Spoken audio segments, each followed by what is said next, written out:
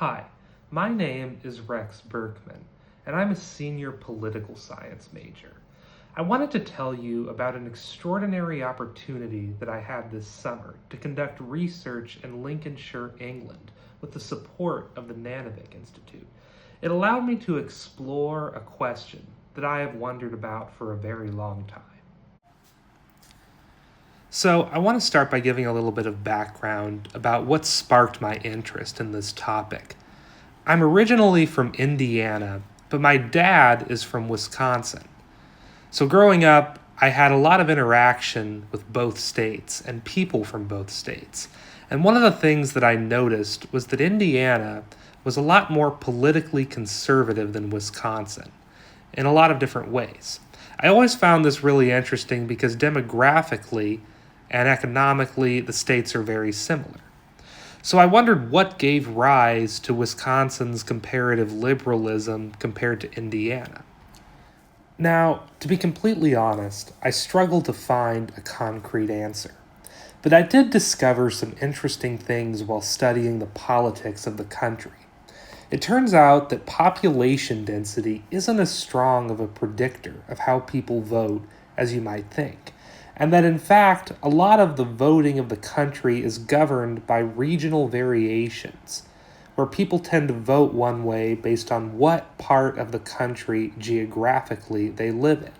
This discovery that your geographic region can play a pretty significant role in shaping who you vote for made me wonder exactly why some regions tend to be more liberal than their demographics would predict, and why others tend to be more conservative than their demographics would predict.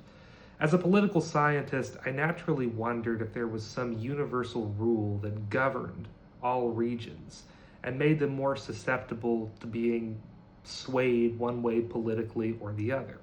So I wanted to look not just at the United States, but also at other regions around the world that exhibited similar patterns of consistently being conservative or consistently being liberal, in spite of what their demographics and population density would otherwise predict. Initially, in order to study international regional voting variations, I wanted to look at a part of Spain called Galicia, which has consistently been a conservative stronghold, despite the rest of the country generally swinging back and forth between the conservative and liberal parties. But there was a problem. See, a crucial component of my research, and something that I really wanted to include, was qualitative interviews. I really wanted to sit down with voters who lived in the region I was interested in and take a deep dive into their psychology to learn more.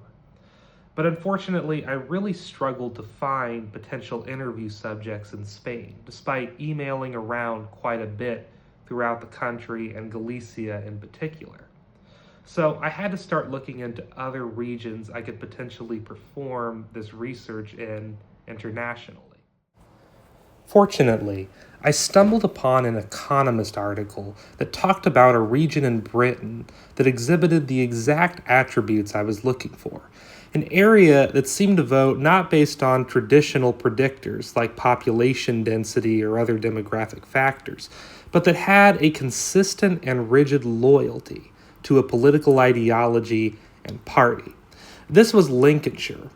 It's a part of England on its eastern coast, and it's comparatively rural, but also has some cities. So with the support of the Nanovic Institute and the Franco Institute, I traveled to Lincolnshire in order to get an understanding of why the region was so loyal to conservative ideology and historically to the Conservative Party. I interviewed 5 subjects qualitatively that I had set up before embarking there.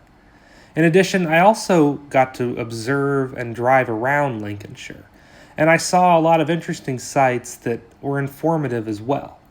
Of course, I still have a lot of work to do in terms of organizing and deciphering all of the information I got from the qualitative interviews, but I learned a huge amount about the region, and it gave me some ideas of further study to explore why regions develop distinctive voting patterns.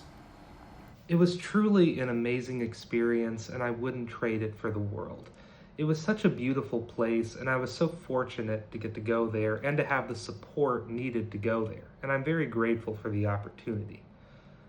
And I would definitely say that I not only learned a lot about the subject that I was directly interested in, but I also learned quite a bit about Europe, England, and the world in the process as well, which was immensely valuable.